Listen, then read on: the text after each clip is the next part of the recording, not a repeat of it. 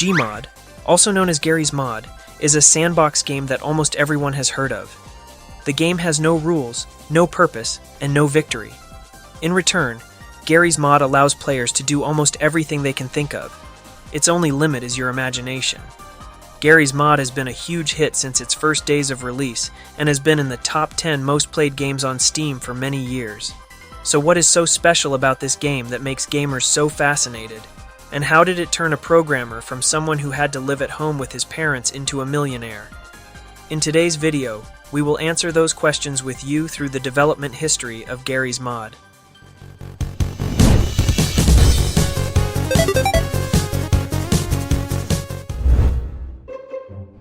Garry Newman was born in 1983, currently working as a game developer and owner of Facepunch Studio. He was not an exceptionally well-educated person or had any special talents. He even dropped out of college midway and had to live with his parents. During the time he lived together in his parents' house, Garry Newman was not completely idle. He became a programmer for a dating app, but was fired from his job not long after when it was discovered that he was creating his dating website. He was given two options by his boss. One was to stop the website altogether, and the other was to be fired.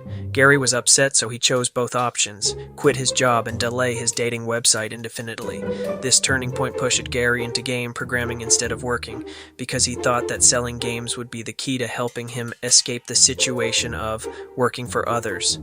To realize this dream, he founded a game company called Facepunch. Calling it a company sounds fancy, but at that time, Garry was the only member. Garry's first game was Facewound in the run-and-gun genre, where you take on the role of a bald black man with a huge mustache.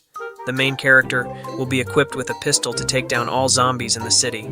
Besides Facewound, Garry also started working on a side project, Valve's Engine, and has almost pushed this engine to its maximum level to see what it can do. Sometime later, Garry postponed the development of Facewound and eventually canceled this project so he could focus all his efforts on Garry's Mod.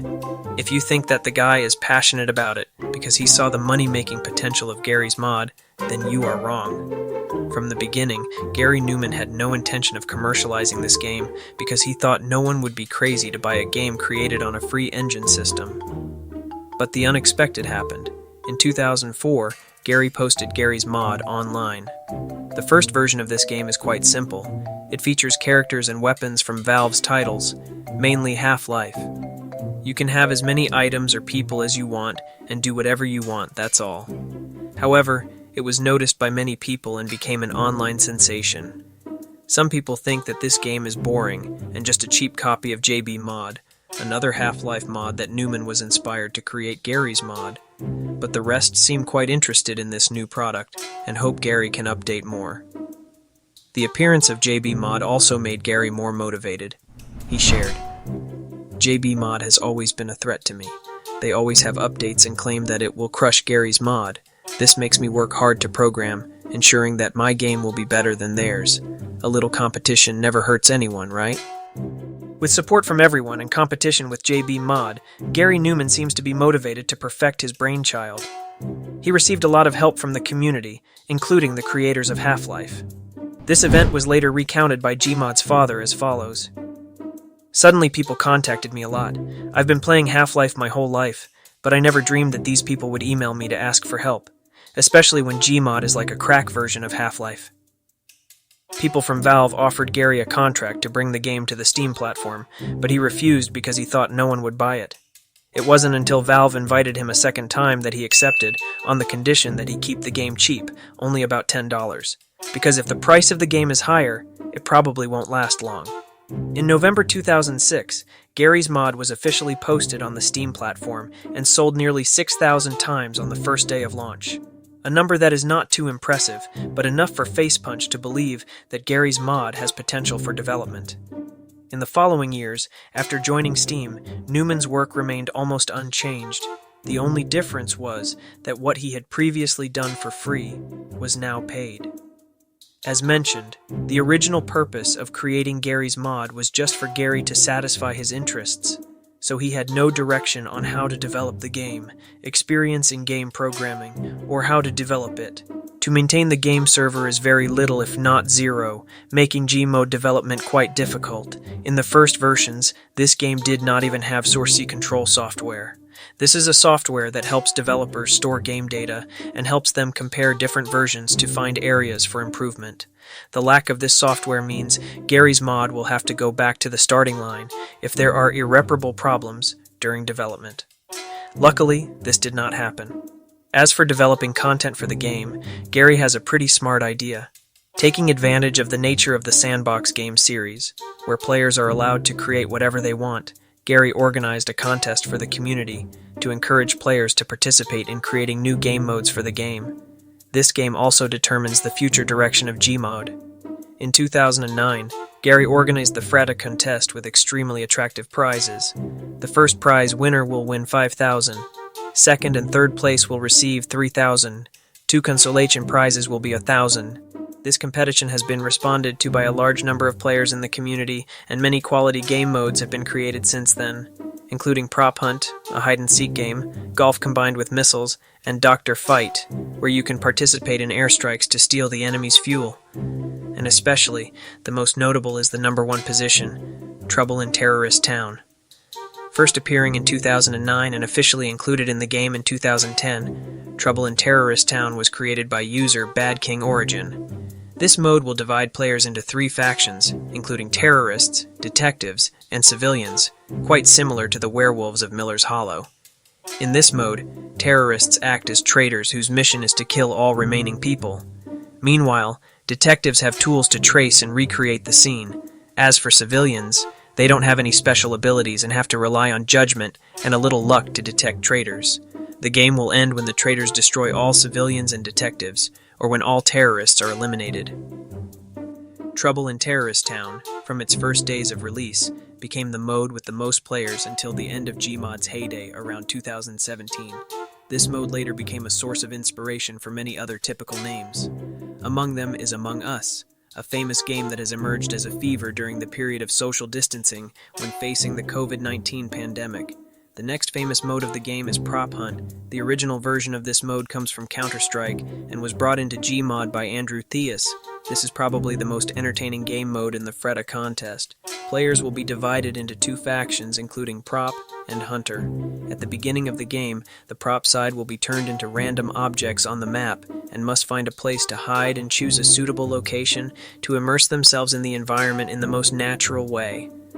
Hunters will then track down and shoot or melee the Prop. If you miss, you will lose blood. If you destroy all the fugitives, you will win. On the contrary, if time runs out and Hunter still hasn't found all the imposters, the Prop side wins.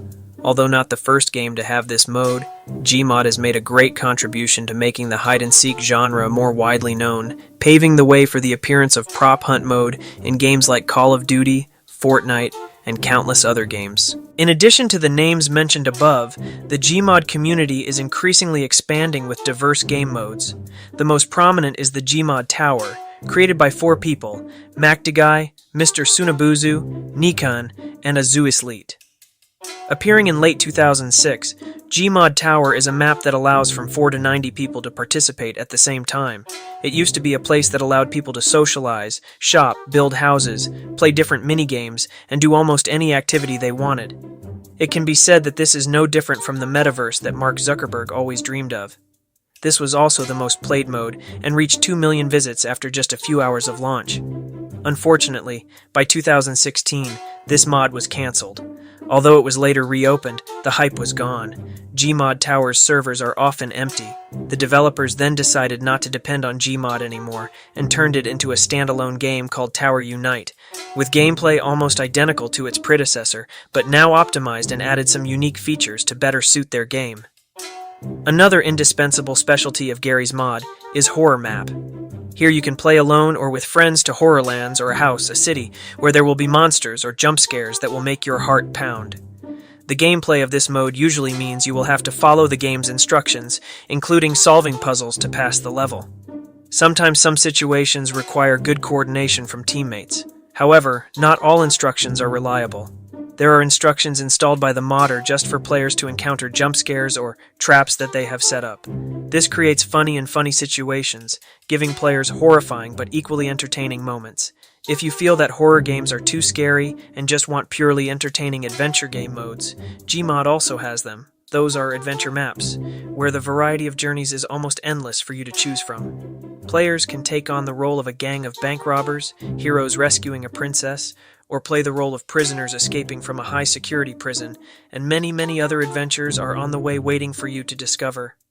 Up to now, Gmod's stature is quite close to what Gary Newman is aiming for. Occasionally, he also goes into his game to see what his beloved gamers are building, or if he has invented any new game modes. After each time, Gary couldn't help but be amazed at what the community had accomplished.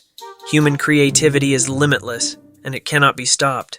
It's been nearly 18 years since Gary's Mod went live and has sold more than 20 million copies worldwide, setting the stage for Facepunch Studios' next projects, such as Rust, another survival sandbox game, and equally successful as his seniors. Rust and Gmod remain two of the most played sandbox games on Steam due to their creative and free nature. And that is the development history of Gary's Mod. Although it has passed its prosperous period, many famous modes are no longer there, but this monument is still considered by many people to be the best game of all time. What do you think about this game? And do you have any memories of playing Gary's Mod? Please share your experience in the comments section below.